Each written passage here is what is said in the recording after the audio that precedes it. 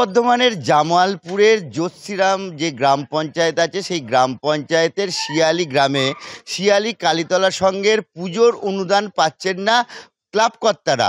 সেই নিয়েই কিন্তু বিক্ষোভ দেখালো ক্লাব কর্তারা। বিক্ষোভ দেখালো কাকে? এলাকার যে ব্লক তৃণমূল সভাপতি আছে মেহবুব খান, তাকে ঘিরে কিন্তু এই বিক্ষোভ। মূলত গ্রামবাসীরা, এই ক্লাবের সদস্যরা যেটা জানাচ্ছেন যে দীর্ঘ 4 বছর ধরে তারা এই গ্রামে পুজো করছে।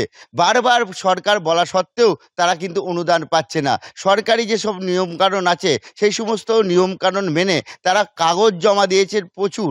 তাদের বক্তব্য, প্রতিবার তারা কাগজ জমা দেন কিন্তু টাকা আসে না।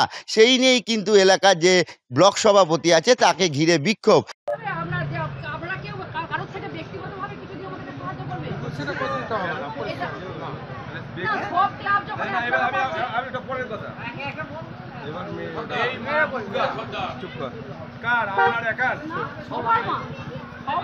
আপনি হিন্দু সম্প্রদায়ের মানুষ, মা আপনার, আমার নাম মেহমুদ খান। কার? তাহলে মায়ের কোনো জাত নেই। মা হিন্দুর মা, মুসলিমেরও মা, খ্রিস্টানের মা, পাঞ্জাবিরও মা। তাহলে মা, এবং এবার এই জায়গায় ভাবতে হবে যে আজকে তার মাঝখানে আমরা খুশিকে জানিয়েছি, খুশিকে বিবেক করেছে। এইটা আমাদের আজকে এই যে আমরা এলাম এখন। পাশাপাশি এটাও জানা যাচ্ছে মহিলারা কিন্তু এলাকার যে বিধায়ক আছে অলোক মাঝি, তাকেও ঘিরে বিক্ষোভ দেখায় এবং ওদের মহিলাদের বক্তব্য যে 4 বছর ধরে যারা পুজো করছে তারা কেন অনুদান পাবে না। অনুদান সবার ক্ষেত্রে এক যদি হয় তাহলে তারা কেন বঞ্চিত হবে। আজকে আমাদের মাননীয় ব্লক সভাপতি এটা দিয়ে যাচ্ছিলেন মাঠ শিয়ালি উদ্বোধন করতে। আমরা ওনাকে দেখে দাঁড় করিয়ে আমরা জিজ্ঞাসাবাদ করি যে আমাদের মাননীয় মুখ্যমন্ত্রী যে 1,10,000 টাকা আমাদের সব ক্লাবকে দিয়েছে, সেরকম তো আমাদেরও পাওয়ার কথা ছিল। আমাদের সমস্ত কিছু বেরিয়ে যাওয়ার পরও, এত কিছু কাগজপত্র জমা দেওয়ার পরও, সঠিকভাবে সব কিছু হওয়ার পরও আমরা টাকাটা পেলাম না কেন? এটা জিজ্ঞাসা করার পর উনি বললেন, উনি ফোন করলেন কোথায় কোথায় সব। উনি ফোন করার পর বললেন যে আমাদের নাকি নাম পরের লটে আসতে পারে, সেকেন্ড লটে আসতে পারে, এরকম বললেন। পরে আমরা কিছু বলার পর উনি বললেন যে আমরা 20টা কাপড় বিকেলে দেবো, দিয়ে সাহায্য করবো, গরিব দুঃখীকে দেওয়ার জন্য। সেটা আমরা নিতে রাজি হইনি।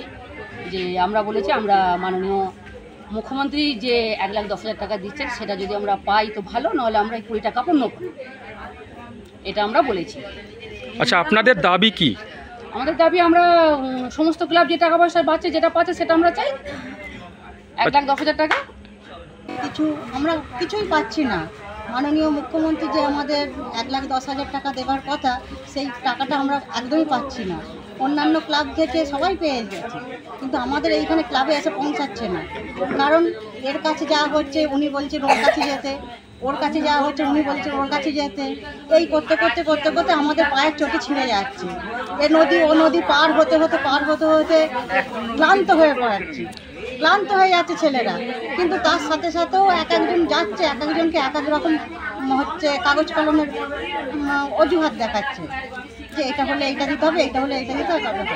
আচ্ছা, আপনাদের ক্লাবের পুজো কত বছর হচ্ছে? বিগত 4 বছর।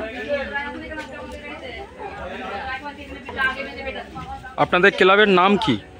আমাদের ক্লাবের নাম শিয়ালি কালীমাতা সংঘ।